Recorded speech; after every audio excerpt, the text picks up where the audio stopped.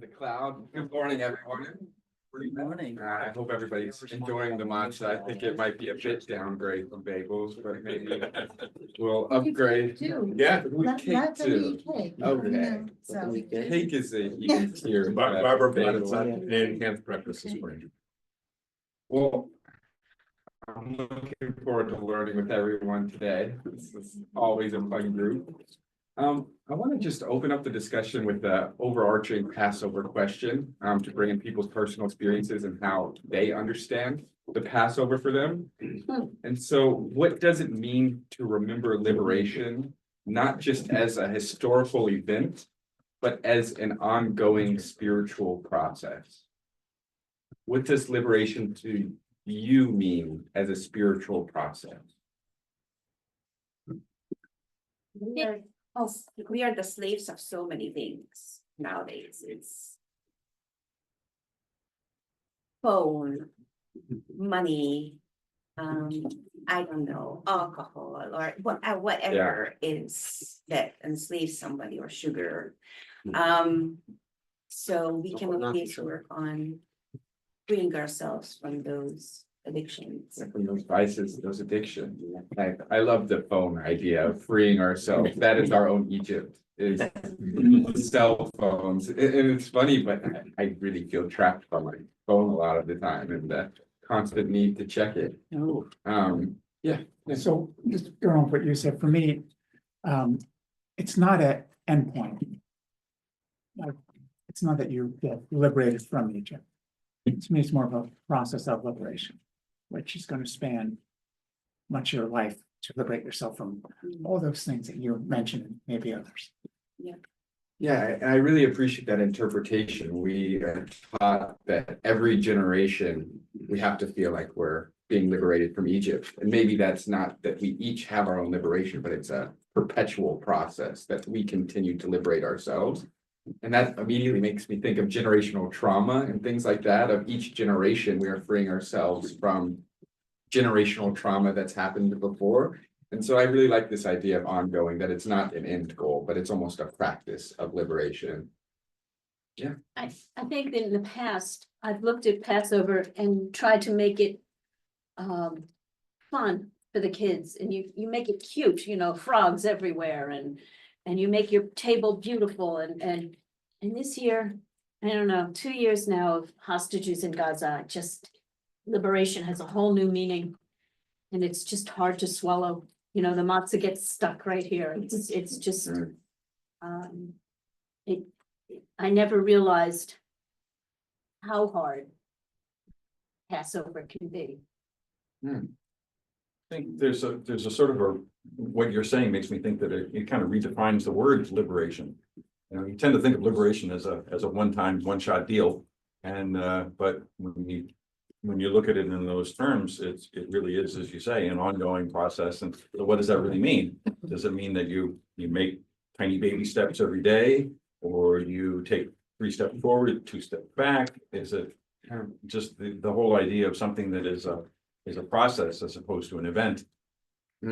Is a different way to look at it. I think we have to add an 11th plague. What do you feel our 11th plague is? Well, it just started about 90 days ago. Let's not go there. Yeah. Well, I talk feel about that liberation is a process unto itself. And if you're stifled from it, or if you want to be suppressed from it, what good is that? And I appreciate that idea, and it brings in that idea of liberation as individual as well as it is communal. And even in the communal level, that there is different opinions even with that. And I know some of us resonate more with that idea of the 90 days being its own sign of the liberation, that we still have far more to come. Yeah. When I'm thinking about the hostages and sadness and what's going on in the world, if we all close our eyes and think back to Passover food, and there was the taste and remembrance of the table at our grandparents, our parents' houses, it's very comforting, I find. So just close your eyes and think about that. And you can almost taste the food that they presented. And the effort they put into it. Mm. It's a nice memory. And that makes me think of, I love the idea of bringing senses back to youth memory. And the idea of maybe our grandparents' liberation looked very different than our own. And you brought up an idea, maybe it's 3 steps forward and 2 steps back, maybe it's 3 steps forward and 5 steps back when we think about our time that we ate with our grandparents decades ago. And I just want to keep that idea in mind, that liberation looks very differently to each person. Some of us see liberation as healing, some of us see liberation as getting away from our vices, and some of us look at it more as an individual or a communal level to liberation. I wanted today to look kind of at the layers of the Passover story. I imagine most of us are familiar with the 10 plagues and the story of Moses asking Pharaoh that classic statement, "Let my people go," which all of our statements today reflected that one of letting people go. And so that leads us into this first chart that is on this pass out, and I hope everybody received pass out, that's the print.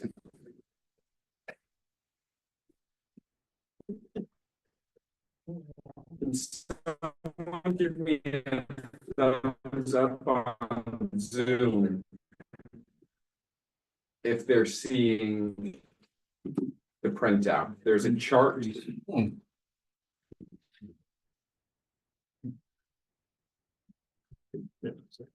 We can see it. Okay. And the reason I bring us this chart is because there's a high level of intentionality to our Torah, and specifically this story. So before we jump into that, I want us to highlight the patterns. Just a question, are you muted, the microphone in the lower left? The That's- red that bar? is This muted. one is This is muted. not. Oh, So okay. in this chart. I hope it's big enough. It's hard to screenshot this. Yes, yes, none, yes, yes, none. In the Right, morning, none, so none. that In the morning, chart none, is none. forewarning. I And think so the agents, the agents, yep, so we Starting immediately with- start with Aaron. yeah, you don't go to the big guns right away. And it's interesting, right? If we're thinking of the trajectory of the big gun, you'd think Moses came before God. This is pattern happening. You see, I see in the plagues themselves, first it's things like on the ground, and then it's things in your skin. The insect, well, maybe the lice, I guess, I don't know, lice and insects, maybe it's that, and then it's falling as born. And even at that level of how the plagues increase in intensity, the first is an inconvenience, rather. Yeah. The first 3, the next 3 are serious discomforts brought at a communal level. And then the last 3 are discomforts, inconvenient, and actually affecting food sources, the communities that are facing these plagues. Where else do we see a pattern? The forewarning, the yes, yes, no that was just highlighted, we see repeated. Yes, yes, no. So there's a forewarning, and then a third plague. There's a forewarning, and then a third plague. And that happens in sets of 3. And this is something that happens in the Torah over and over again. Things are in sets of 3s, and things are in sets of 10. And I want to ask, why is 3 an important number to the Torah formulator? Trinity. The Trinity. I think it is connected in some idea. Yeah, I mean, That's The balancing stolen from us. number. It's always been 3, you have the, Abraham, Isaac, Jacob, you have, it starts with. The good, the bad, the ugly. There you go. Why 3? In our culture, it's 3, primary number. Yeah, I'd argue that even 3 is rather ubiquitous across cultures, that 3 is a sign of a pattern, that 1 is an instance, 2 is a repetition, but 3 reflects a pattern. So it's easy to show when a pattern is happening. The smallest number that a pattern can be is 3. And so I think that's a common cultural thing that we So see. again, That's why I'll say as people know, that's why in homiletics class, when you learn how to write sermons, how many points does a sermon have? Yeah, we usually have 3. 3, because that's what humans Yeah. can hear and then think about. It's also, So the Star of David is 2 triangles, right? 3, 3, 3, 3, 3, 3. Yeah. Very much so. and the science of music is the triad is the Yeah, basis yeah. of Of course, yeah. the vibration, you know, the things that we're learning more about it now, about how neurologically it affects people. When you have 2 notes together, it's 3 notes together is more than the sum of the parts. It's, Hmm. it really becomes a, And a major chord is the 1, 3, and the 5. Right. Right, so Mhm. that's. yeah. And that brings an interesting discussion of, did our ancestors know these things? Did they intuit it just based on experience? Because you don't need to know the neuroscience to know that 3 notes together is powerful and 2 notes. You experiment these things and they have different effects on us, whether we're aware of how that happens or not. yeah, you could see in Catholicism, I think, well, philosophically also, it represents a balance. Mhm. 3, Mhm. you know, like an antithesis and a synthesis, antithesis, and thesis, and then a synthesis, and you kind of balance out 3 ideas. Mhm. and the 3-legged stool is the most stable platform. Does the Christian world and the Holy Trinity fall under the same? Yeah, they're a growth, an outgrowth of our Yeah. literature. Yeah. I can tell you that, you know, when we were in parochial school in the 3rd grade learning it, that was part of the message was, this goes back to biblical times. Yeah. Mhm. So was there a recognition from the beginning that women were disruptive to the natural order that they were trying to present? We have 4 matriarchs and, you know, That's so, interesting. right? So what does that mean if it's 4 matriarchs? We only have 3 Fortunately, that matriarchs, was we a have 4. mistake, right? Well- I mean. That's, Excuse you know, me. it was a We're contrast. just showing that we can shake things up. Yes, I mean, that's, the story goes that I way. mean, subterfuge more than. It was a, It was a mistake from his perspective. right, it was a non-honest accounting of the situation. I'd like to pull us back just a minute. A little scary. That's us. The idea of the 3s, we have these sets of 3s, sets of 3, sets of 3 in a set of 3.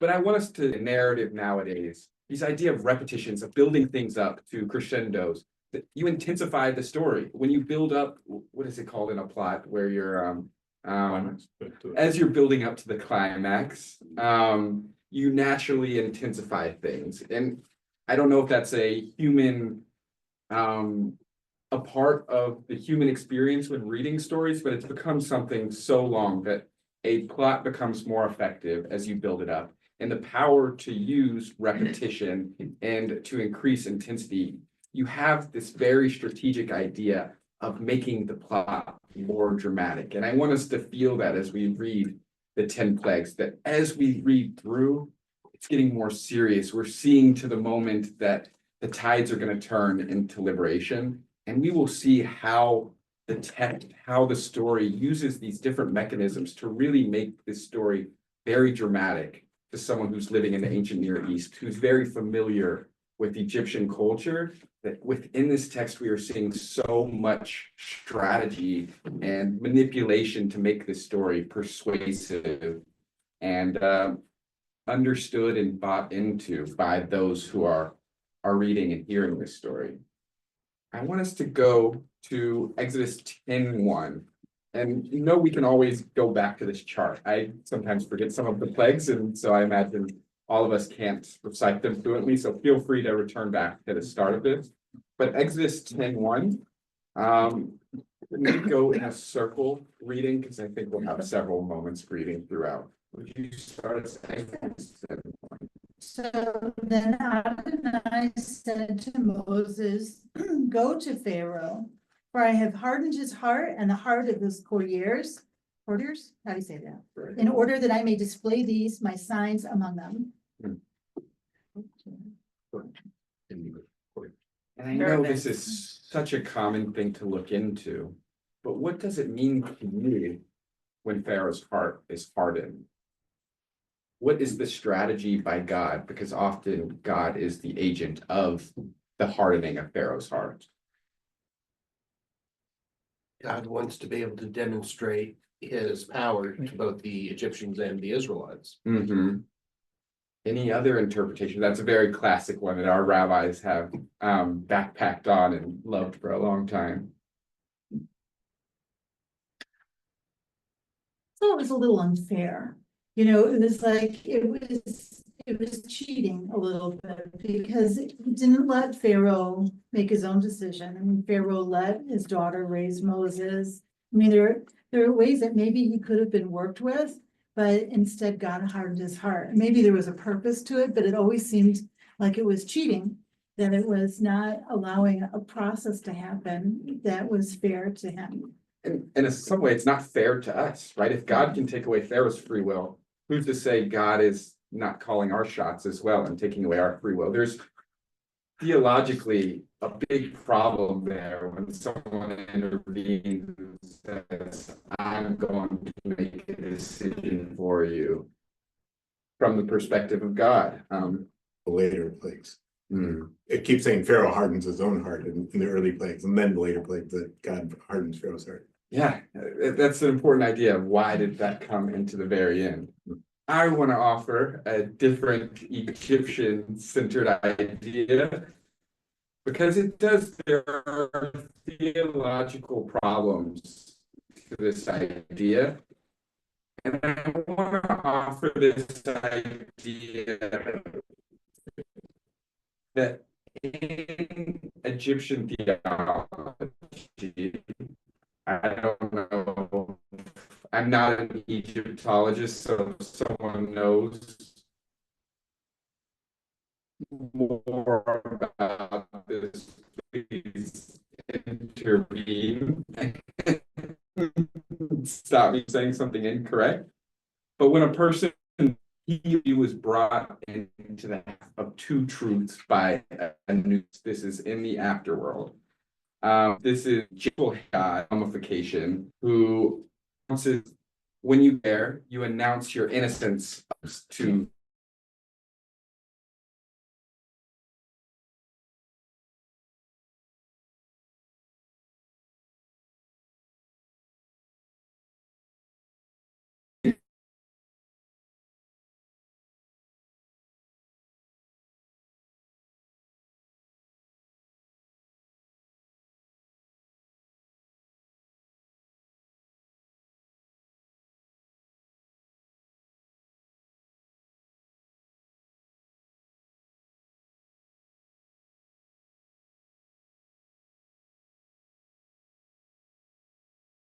but the judge shown speeches person was seen as innocent and could be out.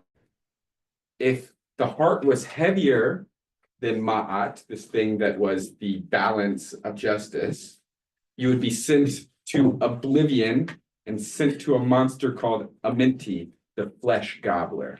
So if a heart was heavier, so the weight of a heart, and when we look at the role of the idea of hardening one's heart, it's only a term used around Egyptians in our Torah. It's only used a couple or a few times and only in the context of Egyptians. So this is a motif, a symbol that is used specifically to speak to the images of the Egyptians at the time. And so God intervening here, according to this theory, he's kind of saying, you know what, to the Egyptians, I'm going to plague your Pharaoh, your God, to oblivion. He's no longer a righteous person. I am such a strong deity that I will come in to this God figure and send him off to oblivion. So there's an interesting understanding of hardening the heart within the cultural understanding of Egypt at the time, because the weight of the heart mattered so much. But that's still problematic. Yeah. Where do you find problems in that? In my mind, it's problematic because it's one thing if the rabbi, you were saying that, that the Pharaoh's hardening, he's hardening his own heart along the way. Okay, so if he gets himself there, that's great. But if he's really not that bad a guy, and we need our God, so to speak, to tip the balance, that kind of doesn't seem right. That's problematic. But sorry, like, not to push back, but to like add to what you're saying, like, but I think what you're saying, Clayton, is that Pharaoh is the god of the Egyptians, or is the embodiment of the god, right? And so it's a fight between gods. It's not a fight between mortals, right? So are you saying, Clayton, that it's not about free will? This argument maybe in the context of Egyptology, is not about free will. It's not about being a good guy versus a bad guy. It's about being a false god versus the real God. And maybe it's not even false God versus real God at this moment. I want to highlight, there's almost 3 different levels to this story that I want to speak to. There is the cosmic level of gods fighting each other to prove who is the one true God. The Egyptian gods and Pharaoh are claiming that they are the true gods. Our God is saying they are the true God. And we will see that this is, as we look further into the story, that this is a cosmic battle happening. Then at this other level, we have the idea of the plot, where we are just reading the story, the peshat, the basic understanding of the plagues are happening. This is an interesting story. This is what moves Moses into leadership, and the Israelites become a people.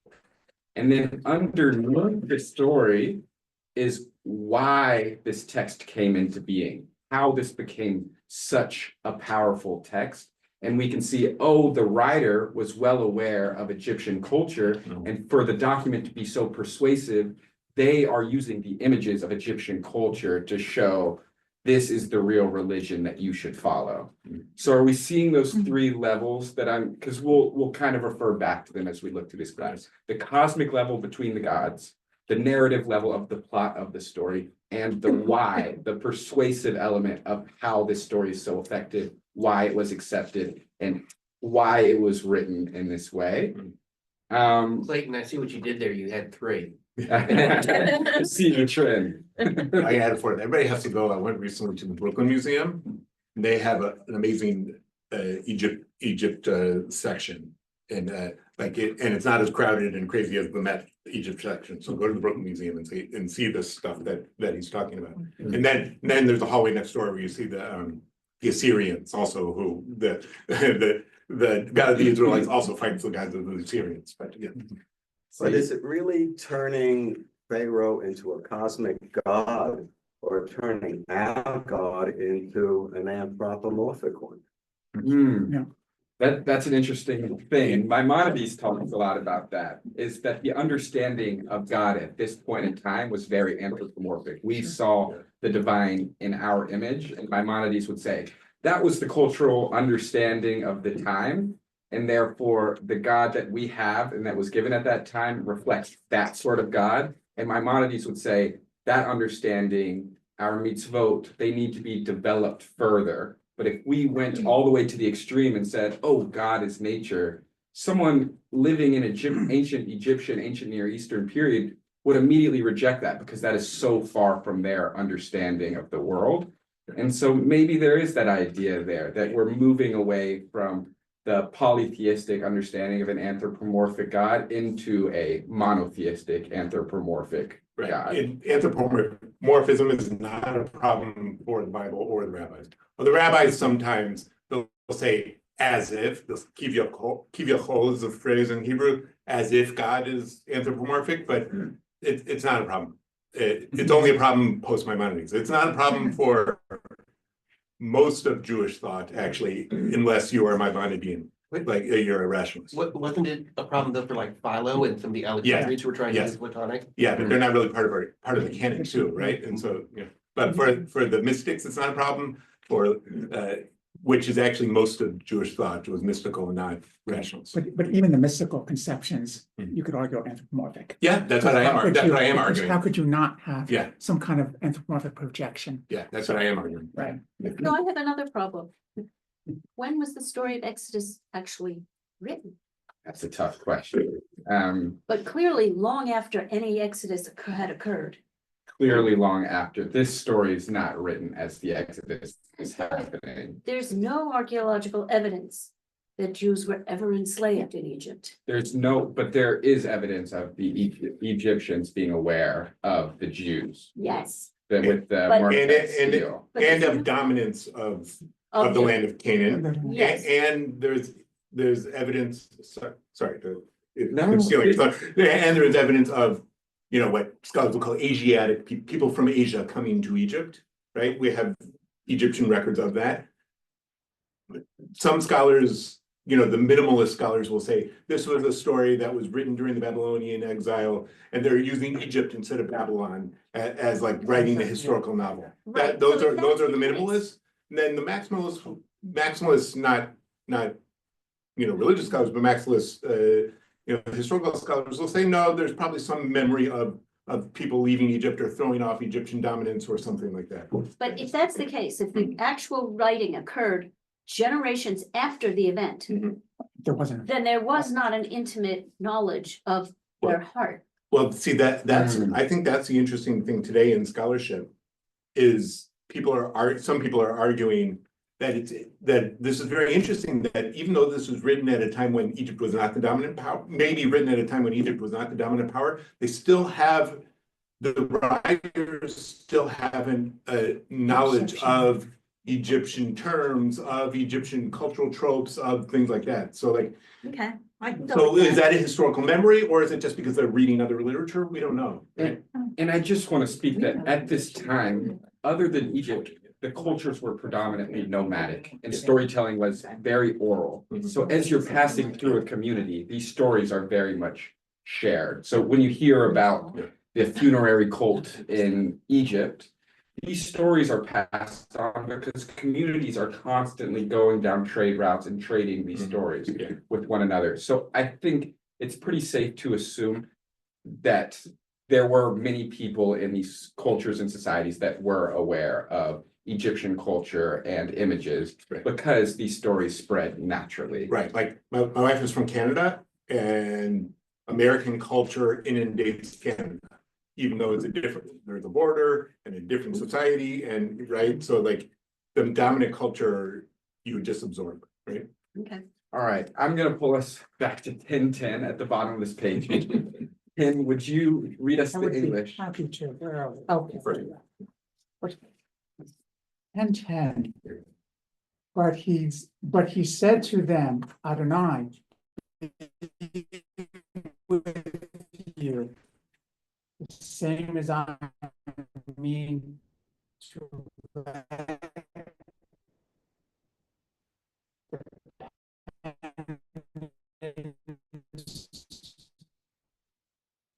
go with you.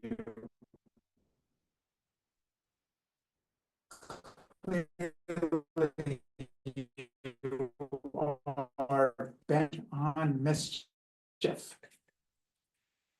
Okay, so this is want to introduce this idea that this is the most powerful God in Egypt other than Pharaoh. And in this really is look, evil is on your face. And there's an amazing pun happening here because we read Ra as Ra, their God. This is in between Pharaoh and Moses and Aaron's exchange. And God saying, for you.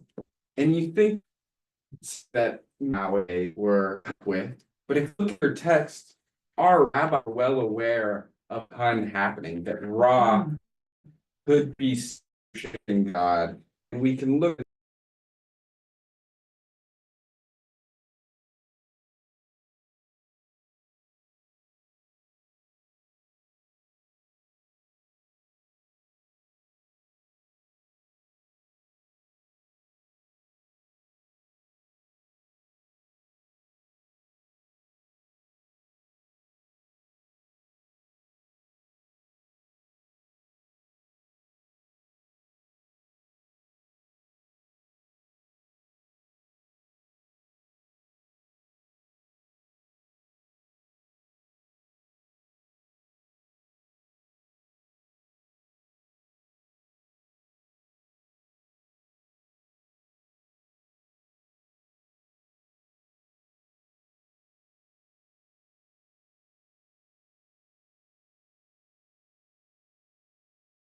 We'll go down to, he's referring to this idea of the eye being blocked. In Midrash Agadah, there is a star. Its name is Ra'ah. Pharaoh said to them, I see through my astrology this star rising to meet you in the wilderness, and it is a sign of blood and killing. So clearly we see in ancient times. Recording in progress. Not helpful.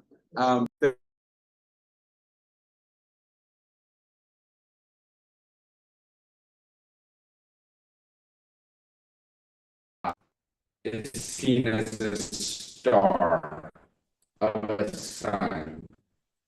And so the interpretation that instead of they hid all the land from view, they hid fateful times, even when Rashi was interpreting, that in this understanding of these last three plagues where the sun is covered up, it's not referred to as Shemesh as the sun, but it's the eye of Ra covered up, literally in Hebrew. And so we look at Ra, that is three plagues. Okay, let's flip back to our handy dandy chart. We have hail, which the hail was so thick that it covered the sun. Let me pull out my notes so I can keep.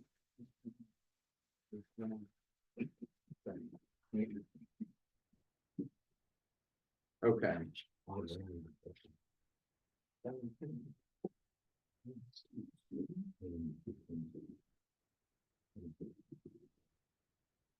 Okay, so number 8 is locusts, where the sun is blot out midday.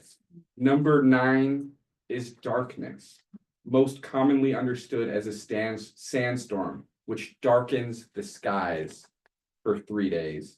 In number 10, the death of the firstborn at midnight, the darkest part of night, when Ra is the most distant from the sun shining. So we have this infatuation with darkness at the very end. And they all seem to be pointed to Ra. And this is right after we see this idea of Re'u ki Ra'ah neged pnechem, that Ra is before you. Right after that idea is introduced, we immediately have this infatuation with the sun. And I want us to look to our sheet once more on page 3. And so these were things written on Egyptian burial sites and in the pyramids. The sun disk is covered. It will not shine, allowing people to see. No one knows when midday occurs, for his shadow will be distinguished. Cannot be distinguished. Cannot be extinguished. Excuse me. Distinguished. Excuse me. Double negative there.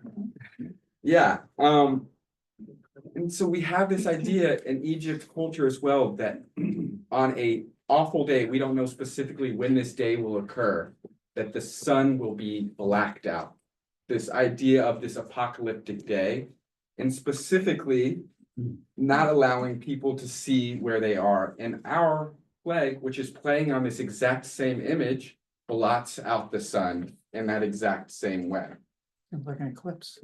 Just like an eclipse. And so it could be referred to a naturally occurring thing. But what I'm trying to say is that this was something being passed around Egypt's culture at the time, that this was an apocalyptic idea that the sun will be blotted out. And so our Torah uses this when our plagues become more extreme to say God is bringing about this apocalyptic day in the language of the Egyptians to scare them away. And so that if you're an Egyptian reading our Torah, you see, oh, this is the one true powerful God. Are we seeing this persuasive technique being used? And if we continue reading, a very similar quote is brought up. I would cast my sorceries upon Egypt and would make the people of Egypt spend 3 days and 3 nights seeing no light and only darkness. How long was the plague of darkness? 3 days and 3 nights specifically. And so in this specific instance, written on a coffin in the 13th century BC, this is about a story of a magician, the most powerful magician, sorcerer in the Egyptian world. And this Egyptian has the power to bring about darkness for 3 days and 3 nights. That is to the extent of its power. And so our God, our Torah writers, describes our God as being able to do what the most powerful Egyptian magician can do, and some. Yeah. That is not even the end of God's power and extent, that the magician that has no power against our ultra powerful deity.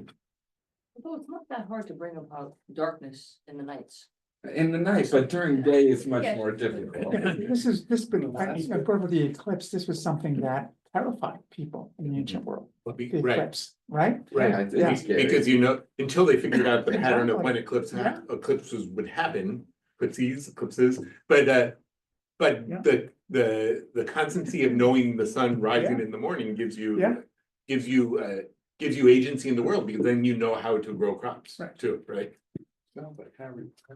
All right, let's go to the 10th plague now. And then we'll look at it more overarching. This is just another good specific example. Do you mind reading for us on Exodus 10:23? I think that's page 5 or page 3, at the top of page 3. Oh, thank you. Would you mind reading for us? Look, Lori, we're on page 3, back to the Exodus. There you go. Oh, and not ten Right before the 23. bowl. 12, after the bowl. Okay, for that night, I will go through the land of Egypt and strike down every male firstborn in the land of Egypt, both human and beast. And I will mete out punishments to all the gods of Egypt. I, Adonai. Okay. And then would you mind continuing reading for us on the next page as well? This was written in the 24th century BC, an amazing amount of time before. And Saqqara, which is one of the most famous pyramids in Egypt. Step right. But it is the king who will be judged with him whose name is hidden on this day of the slaying of the firstborn. So that idea, the slaying of the firstborn brought in by a powerful person, him whose name is hidden, which that's a different discussion. Adonai, Yud He Vav He, the unspeakable name, is very similar to this idea of a God, he whose name is hidden. I don't want to stick on that, but this image of the day of the slaying of the firstborn, and this was repeated 6 or 7 times after that, that clearly there was a common event in Egyptian mythology that a god would come down and slay the firstborn. There's no instance in their history of this occurring, but there is a prophecy that this will come, very similar to our 10th plague again. And so once again, we see this idea of Egyptian image being used to prove that the Egyptian god is weaker than our God. It's a very convincing, persuasive technique of using their language in order to prove and persuade our point and our purpose. And so that's the bottom layer. But above that, we're back to the cosmic layer. If we're looking at gods feuding between each other, our God is proving that they have the ability to do everything the other God can that has never occurred and more. So the cosmic battle is God constantly triumphing over the Egyptian gods. Yeah. So if you take that cosmic layer and then you also say, well, you're using Egyptian imagery to prove it. Was this designed to sort of try to consolidate some sort of Israelite or Judean nationalism against what was remembered as sort of the great power in the region and showing the triumph over that great power? I think that's a great idea, and I think that could very much be so. It's an idea to create an identity that's countercultural to Egypt. It's proving that those who are idolaters over in Egypt, they're the wrong ones. We want an identity of the one true God that has proven itself And what's a better way to create identity than storytelling that comes from an ancestor that you're related to? A little bit of satire too, right? Yeah. And I think also like your class that you've been teaching this year too about the creation story in Genesis versus the Babylonians, right? Mhm. So the first chapter of Genesis is we're created in the image of God, but for the Babylonians, the king was the image of God, right? And so that, and then the Babylonian creation story is about the gods fighting in chaos, and our creation story is the God ordering chaos, right? And so it's all of this literature is to use the common literature in a different way with a different ideology. Right? Exactly. By showing awareness, you are also rejecting and creating a new identity Right. Kind in of a very powerful Right. way. And in one more recent way, Remixing we did that with Job when we were studying that in the fall, right? Because that was sort of a common story in Yes, that area. yes, exactly. And you're undermining the story subtly. Yeah, you have to pick up on the cues of seeing the other stories to see how we're undermining that story, right? Yeah. All right, I want to continue building this argument a little bit more and to look at all of the plagues in reference to triumphs over Egyptian gods. And so if we could go back to our very first page, we're going to be switching in between the first page and the pictures that are on the fourth page. Thank you. All right. So the first plague was turning the Nile into blood, right? Moses touched the rod of God to the Nile River, and it immediately turned to blood. All the fish died and the river stank. Partially able to duplicate this miracle, the magicians of Pharaoh also turned water into blood. So the magicians at this time also proved their skills to match that what God and Moses did wasn't anything extraordinary. But we know that there's this God named Happy. I don't know exactly how to pronounce it, but this is the God of the Nile River. And so, oh yeah, that's yeah, please. So this is the God Happy right here. It's on page 4 in here. And so immediately we have this idea of conflict with the God of the Nile River. We pick it out specifically. It's seen as a weaker God, though the God who is responsible for flooding the land through the Nile River to create agriculture. It isn't the God of creation. It's not the God of sun. It's a more minor God, but we begin with this one, the God of the Nile River, which is immediately attacked by our God by showing I have more power than this God. I'll turn the river into blood. And I also think, sorry, in Ezekiel, I think it's Ezekiel, I want to say that he's talking about that Pharaoh says that he controls the Nile River, but it's actually God that controls the Nile River, right? Very much. Then we have the next one. We've got a Kermit. Yes, that's exactly right. And I think just how strange is it in our plagues that the second plague is frogs? I mean, that seems a little outlandish. If I were to think of the plagues to bring along to the world, frogs would not be my go-to. I want to bring up that it's a strange choice, but it's a very intentional choice. And the same. So Pharaoh refused to let the children of Israel go from the presence of Egypt. The second plague that was extended upon Egypt from the rod by Aaron was that of frogs. And this was an attack on the god Heket. And this was the Egyptian goddess of fertility and childbirth, who was depicted with a frog head. He should have been the one named Poppy. He should have been one named Poppy. All right. Seriously, why a frog head? Why? I don't know exactly. I imagine frogs were symbols I of think fertility it's at some because they're point. so They make ubiquitous. lots of eggs. Yeah. I mean, Yeah. they spawn lots of eggs and Yeah, they yeah. jump around and. And if your whole And they're society is visual. based around a riverbed, you see a lot of frogs, right? Yeah. Yeah. And they eat them. Did the Egyptians eat the frogs? Oh, I didn't know that. You That's would ask. interesting. Don't know. So do the French. It's like chicken. It's like chicken. Yeah. And I'm from Kentucky, so frog legs are very much a part of our diet. Right, but also in Kentucky, it's around a river, you know, the Yeah, Ohio the River. Ohio River, exactly. Mhm. All right, then we go to the third plague, the infestation of lice. And this can be as an attack against Geb, the god of the earth, who is known to organize and control how the animals and the earth worked. And so Moses lifted up dust, pushed it down, and immediately it was lice and gnats everywhere. So immediately shifting how the earth worked, he's proving you are not the God of land and the earth. I am, because I can immediately change the natural order of things. Was it intentional to have all those frogs around to clean up the lice in the? I think there was a part of that too. And so after pestilence, we go to flies. And I don't know if you all can see this feller up here. But this is Capri, the god of creation and rebirth, who is often depicted with a beetle or a fly for a head.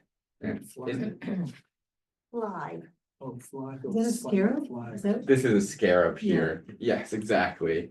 And so we can also see this idea of being against this god of, let's say he was. We have a chat. The god of creation and rebirth. Next, we have the livestock disease. It's a Christian online says the annual Nile flood brought massive frog breeding and fertile silt to the land. Oh, so it seems like a natural evolution of if you have a massive flood, or if you attack the flood god, that you bring about. I have a great story. 1993, the Missouri and Mississippi rivers had huge flood, right? It was called like 100-year flood, but then now it happens all the time. But there was a huge flood in Missouri and Mississippi River where I grew up in St. Louis, where the two biggest rivers in North America meet. My dad had an office in the floodplain of the Missouri, and the whole office building was wiped away, right? It was destroyed, right? And so a couple weeks later, we got to go back, the Army Corps of Engineers, whatever, let's go back. We go into his office, it's still there, it's filled with mud and and I open up a desk drawer, what jumps out? All right, then we go to the livestock disease, which we happen to have a god that is the shape of a bull. And this is the god of agriculture and livestock.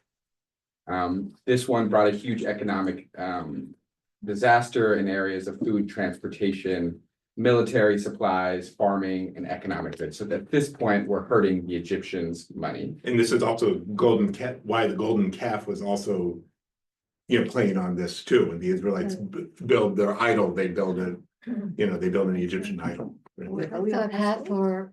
We're on livestock disease. Which is pestilence. Yeah. He skipped insect. Did I skip fly? No, the scarab The guy. scarab guy is. Isn't this how, What is it? isn't the cow Hathor? There's two cows. There's Hathor and there's Opsi. So Which some one is people this? interpret this plague to be Opsi. Some people depict it to be Hathor. So your awareness is right. And that's just to speak that these images are once again very much imprinted into Egyptian culture, that when a plague was chosen, it was chosen not only to defeat that god, but to also show we are using your own culture against you in that satirical way. But what Hathor was about reproduction and the feminine and new generation. I didn't know that at all. Yeah. That's interesting. And Apis is also about fertility and livestock. So I think there's two different opinions on what this plague could be a reference to, which god between. And I think also Egyptian, because Egypt was a very, spanned a lot of times, a lot of the gods would amalgamate too. And sometimes some gods in certain areas were popular versus other eras, and sometimes the popular ones amalgamate with unpopular ones. And then when, the Greeks took over Egypt, they kind of took the Greek gods and melded them into the Egyptian gods and vice versa. And so, yeah. What is the significance, or speak to it at any rate, that these last two were the agent was God, whereas it had been Yeah, I'm not sure I have a great answer for that. It's worth looking into. I think I mean, it could be the prophet versus, when you escalate. The God doesn't need or it's God directly instead of God through God's emissary, right? Mm. All right, and let's get us to boils. We're on the sixth leg now. At this one, dust is thrown up in the air, and as it comes down from the air, everybody gets boils. And so this can be seen as an attack against Ra's daughter, Sekhmet, who is the Egyptian goddess of disease and plagues, who is known to control the weather. And so you really send someone a mean nudge by saying, I control the weather, throwing dust up in the air. So beating her at what she is supposedly a god as, and then once again, trumping her once again by bringing disease, boils to the people of Egypt. So we have this huge symbol right there, the seventh plague, a hailstorm. We have Nut here, who is the Egyptian goddess of the sky. Then we have locusts. Brought a swarm of locusts and destroyed the crops of Egypt. And this is Osiris, who's also the god of the afterlife, but the god of agriculture and fertility as well. And then we get to the very interesting one that we've been talking about, the idea of darkness. And this is the sun god Ra. So as we go through, the seventh one is Sekhmet, Ra's daughter, known to be one of the most powerful. Then we move up, and they're correlated thematically, but they're also this crescendo of power. After that, we have Osiris, the god of the afterlife. Then we have the most powerful god before Pharaoh, blotting out the sun, which he's in charge of, and bringing darkness. The 10th plague, the killing of the first son, is we have one god left of the most powerful gods, and that is Pharaoh. What is the way to kill Pharaoh, to show that you have strength over them, is killing his child?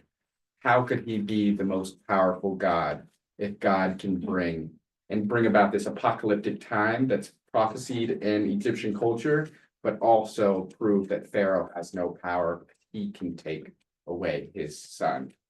So we see that idea of these images really being at the whim of the author of the Torah. Then we have one last one to just continue this. We have the god of fertility, water, and creation. And what is his symbol? He's got the head of a lamb. And what is the tool that's used to protect oneself from the killing of the firstborn son? The sacrifice of a lamb. So when we look at these things, it seems like these plagues are just picked willy-nilly. That, I mean, frogs and boils seems like it's a random thing to choose, especially in the order that it comes. But these things are specifically speaking to Egyptian culture, showing this crescendo of this plot line building up until the very end, where God's last signs, the last 3 plagues, are truly showing, I am stronger than your most powerful god. That's at the cosmic level. I am defeating your cosmic god. And then at the person level of this being persuasive, you're seeing, oh, these are using the images of the culture surrounding us, and in such a powerful way, using those mechanisms to create a persuasive document to show why this identity is strong and why our Torah becomes the most influential document to ever exist, essentially. And through these mechanisms that you see, using those images of the cultures, it persuaded about people to build this identity that's strong enough to reach us to now, to this Torah study. And by looking at that, we see how it became so effective. I'm looking at time and it's right at 10, but It's easy to understand why God and Moses were agents, but why Aaron? That's a really important question, because Aaron is only added after Moses says, I am tongue-tied. I forget exactly what the phrase is. My uncircumcised lips, he says. which some people interpret as a speech impediment, or he's just not a good public speaker or something like that, you know. Yeah, and so he says essentially he has a speech impediment. And it's not until then that he complains, how could I possibly do this? I don't have the capacity for great leadership. I can't even speak properly. Then Aaron is added into the mix. So immediately after Aaron is added to the mix, he becomes this vocal, this point person for Moses's words and communication. And I'm sorry, I thought something else too. Yeah, So please. you have to, Moshe and Aharon are Egyptian names too, right? They spoke Egyptian, they, you know, they were part of, you know, I think an Israelite knows that, like Moshe, even though we Jews name people Moshe and Aharon all the time, they're not Hebrew names, right? And so that's part of the story also. I also, I always took the bit about Aaron being the spokesman as Moses not being such a great leader or such an articulate person, yet he was still God's chosen. Right. Yet he was still, For sure. yeah. But it also then, if you think of it though as Egyptian, so who's Aaron? Aaron's the magician. Moses is the prophet, and God is the God, right? So it's the hierarchy there, like in Pharaoh's court, right? That's right. I see. All right, so I want to go through those layers just to leave us with the last point. At the cosmic level, we have God constantly proving he is stronger than the Egyptian. At the narrative level, we have this fascinating story that is built up through plot tension, through patterns, through images that they're familiar with to create this riveting story of plagues and these wild occurrences happening in the world that bring the attention of the reader. And then at the very bottom, after it being an interesting story, it becomes this amazing persuasive document that is using the images, the motifs of the cultures that are surrounding it in amazingly creative ways to prove the Jewish identity, the Israelite identity.